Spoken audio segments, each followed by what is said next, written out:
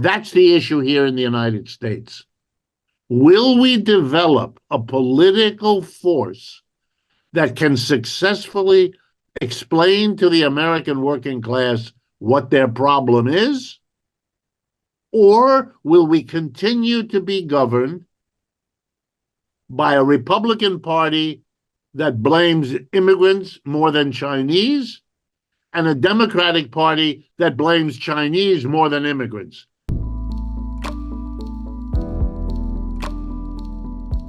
Neoliberalism, roughly from the 1970s to perhaps 2015, or some rough time like that, 30, 40, 45 years, that policy, neoliberalism, often referred to as globalization, was a policy in which the governments of Western Europe and North America and Japan eagerly supported a global free trade, no tariffs, minimum government intervention in the economy, support for corporations that relocated their business out of the country, internationalization. Governments told the people, you will be better off with free trade. Your standard of living will rise. Your job opportunities will improve. This was incorrect. It was bad economics then, but it was a very good rationale for what corporations in the West wanted to do. They wanted to go to China, India, Brazil, and so on to take advantage of the low wages and the growing market. And in order to do that, they had to overcome the nationalism that was still a strong tendency in these countries. So what happened was the neoliberal promise turned out to be half true, half false. The true part is it made huge profits. It was a successful program for increasing the profits of Western corporations. They could pay much lower wages in China and India than they paid where they came from. And they had the growing Chinese market and the growing Asian market. And so they had tremendous profits. That's why you saw a boom in the stock market in the West, because it was the only institution where you could see the profits producing rising wealth. But I like to remind people that in the United States, the richest 10% of our people own 80% of the shares on the stock market. So successful profiteering is only good for the top 10%, not for the masses. Meanwhile, for the masses, it was very bad. Millions of jobs working in manufacturing disappeared in the United States. Whole states out of the 50 states in the United States, whole states basically collapsed economically. Their industries disappeared, their jobs disappeared, their unions lost membership, they were forced to become low-wage service economies that they had not been before. It has been a trauma, a political, ideological trauma. And over those 40 years, I'll give you one example. In 1970, presidents from around the world, if they visited the United States, were taken to the city of Detroit. The city of Detroit was the center of the automobile industry in this country. Ford, General Motors, all of that. And it was a booming city. It had 2 million, which was very big then, 2 million people, a very successful labor union, the United Auto Workers, and all of that. Today, Detroit is a disaster. Its population has dropped from 2 million in 1970 to 700,000 today. That means that more than half the people in that powerful, successful city are gone. It is now a city 1/3 of abandoned housing. No one lives there. No one can afford to live there because there are no jobs. So that's an extreme example. But other large cities in the United States, Cleveland, Wilmington, Delaware, parts of Chicago have similar, Buffalo, New York, have similar histories. And it is, for the mass of people, it has been a very difficult time. And so they are the losers of neoliberalism, but they are also the vast majority. And it was only a matter of time before an opportunistic politician would begin to see opportunity in speaking to the millions of people who had been hurt by neoliberalism because it was a boon for the profiteers, but not for the mass of people. That's our politics today. Mr. Trump simply rides on the wave of hostility to what has happened to the United States. We are now making it clear to China that after years of targeting our industries and stealing our intellectual property, the theft of American jobs and wealth has come to an end. They don't understand, because very few people teach it here, how to understand the world economy shifting. What they know is that their position in large parts of the United States are gone. The future for their children is not looking good. The prices, we've had an inflation here. The cost of higher education is out of reach. You cannot get a college education without taking on huge amounts of personal debt, you or your parents or your family. It's a whole new world here. And for the mass of the working class, not a good one. So what we have is a massive turning away from neoliberalism and globalization, except at the level of big business. Our corporate sector remains interested in neoliberalism and globalization because they have invested huge amounts of money in China, for example, in India and Brazil. They don't want to lose those investments. That's very important to them. So they support the Democratic Party and Mr. Biden, hoping to keep that. But the mass of the working class is not supportive of this kind of program, and they are turning more and more nationalistic. Even Mr. Biden has had to impose tariffs, for example. Mr. Trump began it between 2016 and 2020, and Mr. Biden, who wanted to get rid of it, could not. He had to stay in power, he had to become at least publicly nationalistic, put heavy tariffs against, above all, China.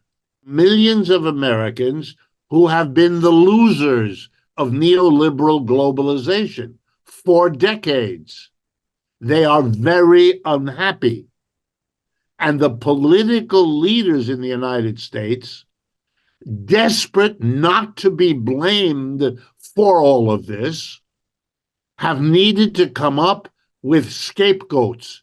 They have needed to come up with an explanation for the mass of people that blames somebody other than the corporations and the political apparatus that they own in this country.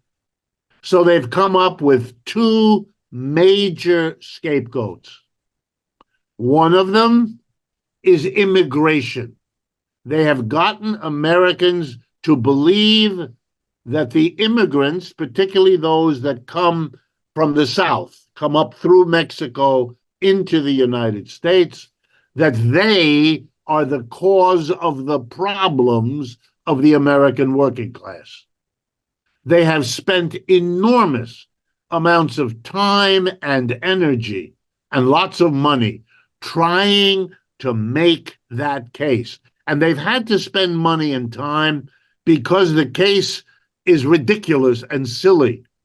The United States is an advanced economy of 330 million people. The total number of undocumented immigrants in the United States is maybe 10 million, okay? 10 million immigrants, 330 million Americans. There is no explanation of the difficulty for the economy as a whole that can be blamed on those 10 million people, especially when you remember they are among the poorest people in the world, these immigrants. They come with nothing. They are men, women, and children with no money, barely able to put a shirt on their body to keep warm, okay? So this is outrageous, but it's the number one scapegoat. The number two scapegoat is China. And here you should understand also American political history. There are still many people who don't understand that the Cold War with the USSR is over. They still think of socialism and communism as frightening, foreign, evil phenomena. They do. And so because China is led by a communist party, it's very easy politically in the United States to say that China is an enemy. The real issue is the competition. Americans are now dealing with the fact that the Chinese produce the highest quality electric vehicle at the lowest price. Most Americans believe that the economic competition coming from China is intended to displace the dominant position of the world so that it's no longer American, it becomes Chinese. It's an evil plot to rule the world. This is how it is explained. And all kinds of people, including significant numbers of intellectuals, believe this. They don't know much about China. They don't know much about the history. They barely understand what happened in 1949 and the Civil War and the defeat of Chiang Kai-shek and all of it. They don't know much of that. Their understanding is that China is the evil doer. So, for example, they like to be told that the Chinese stole the technology from the West. The idea that American corporations exchanged technology for cheap labor and market access, which is what happened, they don't want that because that says that the corporations, with the support of the government, went to China, which is what happened. But they don't want that story. They want to be able to blame the Chinese. You could see it with President Trump. For the 4 years of his presidency, he explained that the tariffs were a punishment of the misbehavior of the Chinese. And he told the American people the Chinese would have to pay those tariffs. But of course, as a professor of economics, I had to explain to my students that tariffs are not paid by the Chinese. They're paid by Americans when they import. It's a tax called a tariff put on you by the American government. My students looked at me. They understood what I was telling them, but they had a really hard time because their president was telling them that the evil, bad Chinese are being punished because this story is very important so that the anger built up by 40 years of neoliberal globalization is focused on the Chinese and on immigrants. And the corporate leaders of America like that because they don't want to be the ones that get blamed. They don't. And so it's very helpful to them to blame immigrants and to blame the Chinese, even though they don't want to lose the Chinese connection. That issue, that's the issue here in the United States. Will we develop a political force that can successfully explain to the American working class what their problem is? Or will we continue to be governed by a Republican Party that blames immigrants more than Chinese, and a Democratic Party that blames Chinese more than immigrants? But both of them are perfectly happy to scapegoat both of them. And the Democrats add Russia, and the Republicans a little less on Russia, a little more on China. But don't be fooled by the details.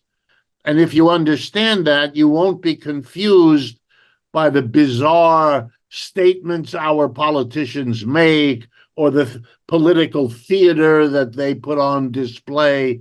The reality is American capitalism is no longer the dominant capitalism in the world.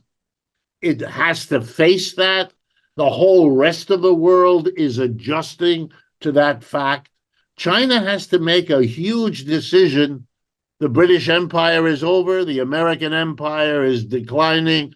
Will we now see a Chinese empire? Or will the Chinese be new and different in world history and say, no more empires? Not Britain, not Rome, not Greece, not the United States, and not China. When Xi Jinping says, I want to create a multipolar world, this opens a whole new possibility. Remember, in the 20th century, the West tried the League of Nations. After World War II, the world tried the United Nations, but they did not succeed. The question is, might the Chinese lead the world into a genuinely multipolar world?